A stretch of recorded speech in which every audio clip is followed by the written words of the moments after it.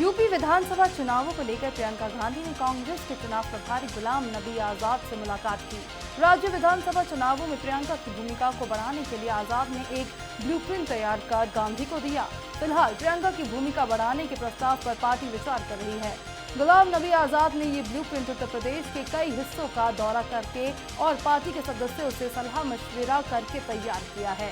आजाद ने UP election in charge का पद संभालते ही ये कहा था कि राज्य के पार्टी कार्यकर्ता चाहते हैं कि प्रियंका गांधी अमेठी और रायबरेली के बाहर भी चुनाव प्रचार करें। नेशनल हेराल्ड केस में कांग्रेस अध्यक्ष सोनिया गांधी और उपाध्यक्ष राहुल गांधी को बड़ी राहत मिली है। दिल्ली हाईकोर्ट ने मामले में पटियाला हाउस कोर्ट के फैसले को निरस्त कर दिया है। हाईकोर्ट ने अपने ऑर्डर में कहा है कि सीआरपीसी के सेक्शन 91 के तहत कोई भी ऑर्डर करने से पहले आरोपी पार्टी को सुनना जाना जरूरी है, जो इस मामले में नहीं किया गया। कोर्ट ने कहा कि इस मामले में सुब्रमण्यम स्वामी ने कैजुअल तरीके से एप्लीकेशन लगाई और उसी कैजुअल तरीके से पटियाला हाउस कोर्ट ने आदेश दे दिए। हालांकि कोर्ट ने अपने आदेश में कहा कि सुब्रमण्यम स्वामी इस आदेश के खिलाफ अपील कर सकते हैं। दिल्ली की पटियाला हाउस कोर्ट ने 11 मार्च को नेशनल हेराल्ड मामले में बीजेपी नेता सुब्रमण्यम स्वामी की उस मांग को स्वीकार कर लिया था, जिसमें इंडियन नेशनल कांग्रेस और एसोसिएटेड जर्नल ट्रा-ली की वित्तीय जानकारी से जुड़े कुछ कागजात समन करने की मांग की गई थी।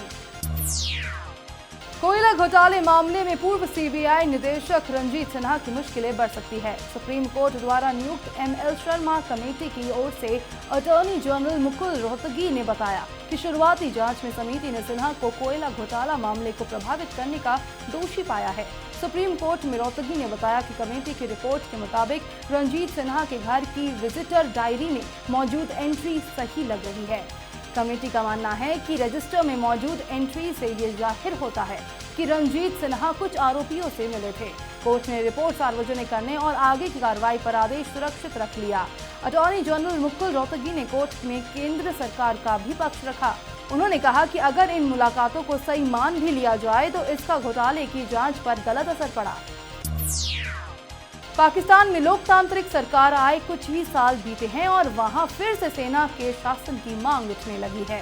पाकिस्तान के कई शहरों में ऐसे पोस्टर लगाए गए हैं जिनमें सेना प्रमुख राहिल शरीफ को देश की कमान सौंपने की मांग की गई है। पाकिस्तानी अखबार द डॉन के मुताबिक इस पार्टी ने इससे पहले भी एक कैंपेन चलाया था जिसमें राहिल शरीफ को अपने रिटायरमेंट पर एक बार फिर विचार करने को कहा था। राहिल शरीफ का कार्यकाल इस साल नवंबर में पूरा हो रहा है। मूव ऑन पाकिस्तान पार्टी के प्रमुख अली हाशमी ने कहा कि वे चाहते हैं कि आर्मी चीफ एक ऐसी सरकार बनाए जिसमें टेक्नोक्रेट्स हो। हालांकि पाकिस्तानी सेना ने इस पर अब तक कोई प्रतिक्रिया व्यक्त नहीं की है। दक्षिण चीन सागर पर अधिकार को लेकर इंटरनेशनल ट्रिब्यूनल ने चीन को जोर का झटका दिया है। ट्रिब्यूनल ने अपने आदेश में कहा कि दक्षिण चीन सागर पर चीन का कोई ऐतिहासिक अधिकार नहीं है। चीन ने इस फैसले को खारिज करते हुए कहा, हम हेग ट्रिब्यूनल के फैसले को स्वीकार नहीं करते और न ही मान्यता देते।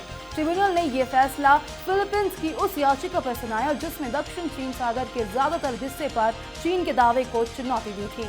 ट्रिब्यूनल का ये फैसला इस रणनीतिक जल मार्ग पर ये पहले से चल रहे विवाद में तनाव और बढ़ा सकता है।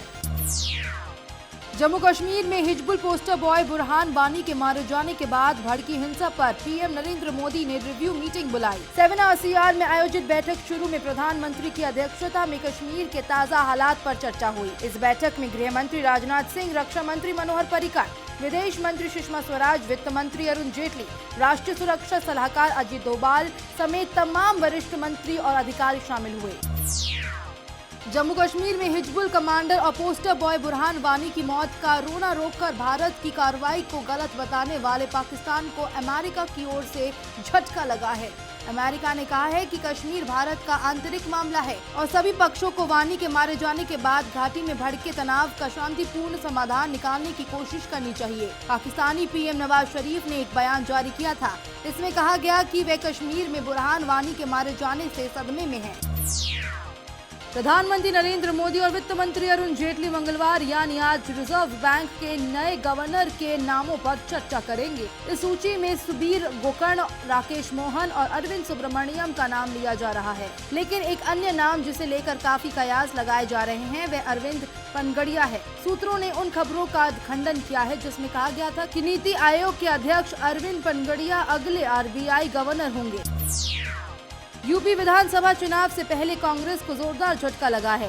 प्रदेश कांग्रेस अध्यक्ष निर्मल खत्री ने अपने पद से इस्तीफा दे दिया है। सूत्रों की माने तो निर्मल खत्री ने पार्टी अध्यक्ष सोनिया गांधी को अपना इस्तीफा भेज दिया है, जो लिखित रूप में है। बताया जा रहा है कि पार्टी हाईकमान ने उनका इस्तीफा स्वीकार कर लिया है। रिपोर्ट के अनुसार ऐसे कयास लगाए जा रहे हैं कि पार्टी विधानसभा चुनाव से पहले खासकर ब्राह्मण समुदाय से राज्य के लिए नया प्रदेश प्रमुख की खोज कर रही है।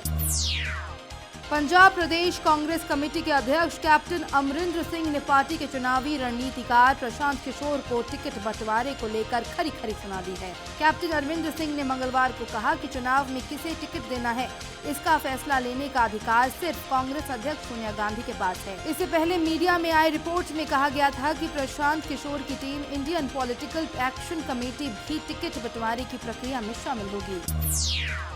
सुप्रीम कोर्ट ने संकेत दिए हैं कि वो ऐतिहासिक सबरीमाला मंदिर में 10 से 50 साल के उम्र की महिलाओं के प्रवेश पर पाबंदी की सदियों पुरानी परंपरा के मुद्दे को 5 न्यायाधीशों की संविधान पीठ के पास भेज सकता है। कोर्ट के मुताबिक ये मौलिक अधिकारों के उल्लंघन से जुड़ा मसला है।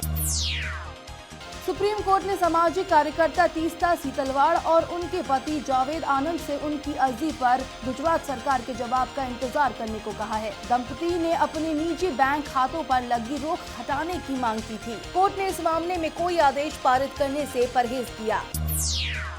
सुप्रीम कोर्ट ने उत्तर प्रदेश के शिक्षा मित्रों के मामले में आदेश दिया है कि प्रकरण की अगली सुनवाई 27 जुलाई को होगी, लेकिन उस दिन एक भी शिक्षा मित्र कोर्ट में नहीं आना चाहिए। यदि एक भी शिक्षा मित्र कोर्ट में घुसा तो मामले की सुनवाई नहीं की जाएगी। पाटीदार आरक्षण आंदोलन के नेता हार्दिक पटेल को दंगे भड़काने के मामले में कल जमानत मिल गई।